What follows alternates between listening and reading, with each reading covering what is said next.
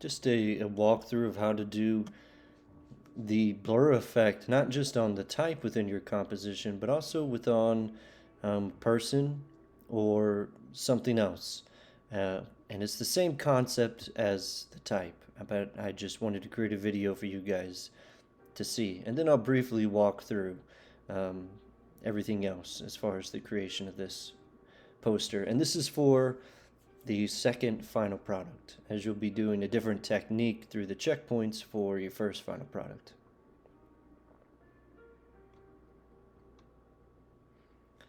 Alright, let's get to our guy here without the type.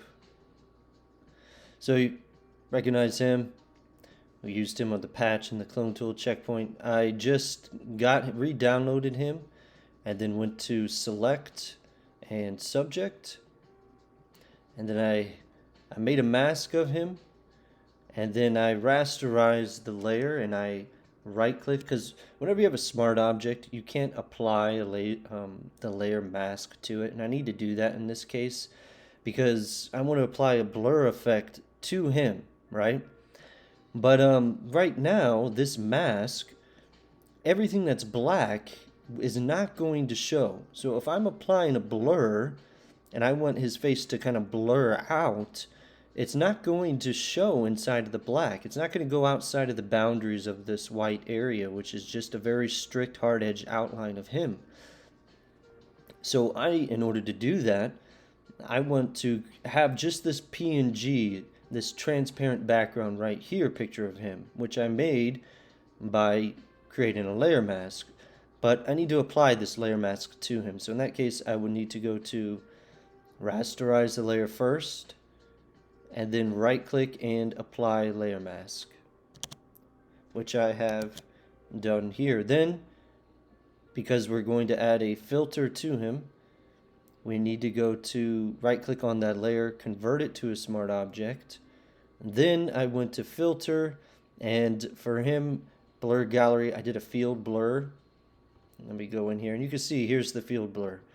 And a quick rundown again of the field blur and how it operates. Let me delete these so you can kind of see. It starts with one kind of blur here in the middle, and as you click and drag this, right, it is going to increase the blur. Now I'm wanting it just on his face, so I kind of put one on his face, increased it some, and I'll click to add a new pen blur, and if I remove the blur, it kind of controls where this blur is being, how much of this blur is being applied. And as you can see, as I'm laying down more of these tacks and decreasing the blur, it's keeping the blur more here just on just his face. So here, maybe I don't want his shirt. I kind of would want his shirt here blurred, but maybe not so much down here. In that case, I could just add a new tack and decrease the blur down there so it's not affecting that area. And maybe I want a little bit more of a blur up in there. So that's basically what I did in order to create my blur, which looked like this. And then I typed out the word Nike in orange, put it in the layer behind him or below him, and then I did the same thing. I converted it to a smart object, and I did a field blur on it, just kind of how I want. And you want to blur these edges, remember, because we're applying a gradient map to this, and the colors of the gradient map are really going to have their effect only in the blurs. Wherever it's a solid color, it's just going to be a one color, but the gradient effect is going to occur in the areas of the blur. Black background. Then I added and created my gradient map here. And then I created a composite. I went to my gradient map, Shift, Alt, or Option, Command, and E. I'll let you see it there. Created that composite. Turned that composite into a smart object. And then I added some noise, a noise filter to it. Right up here to filter, added some noise in order to get this nice textured effect. And then not much else after that. It was the blur stuff is gone, is done, and now it's just a matter of continuing in the design process.